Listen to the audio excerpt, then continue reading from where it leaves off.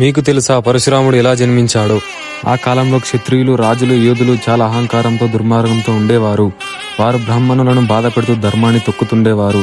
ఆ పరిస్థితిని సరిచేయడానికి శ్రీ మహావిష్ణువు తాను ఒక బ్రాహ్మణ అవతారంలో యోధుడిగా అవతరించాలని నిర్ణయించుకున్నాడు. అదే అవతారం శ్రీ మహావిష్ణువు యొక్క 6వ అవతారం.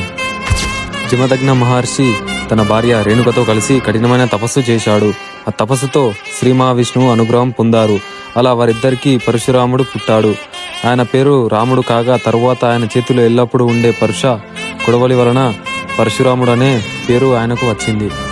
పరశురాముడు బాల్యంలోనే శివుడు భక్తుడు. శివుడికి ఘోరమైన తపస్సును చేసి దివ్య కొడవలి ఆయుధాన్ని వరంగా పొందాడు. ఆయన ఒక బ్రాహ్మణుడు అయినప్పటికీ క్షత్రియ శౌర్యం కలిగిన యోధుడు. ఆయన జన్మ లక్ష్యం ఏమిటంటే అధర్మ క్షత్రియులను సంహరించి ధర్మాన్ని పునరుద్ధరించడం. పురాణాల ప్రకారం ఆయన 21 సార్లు భూమిపై ఉన్న అధర్మ క్షత్రియులను సంహరించాడు. పరశురాముడు అయోధ్య రాముడి కాలంలో కూడా ఉన్నాడు.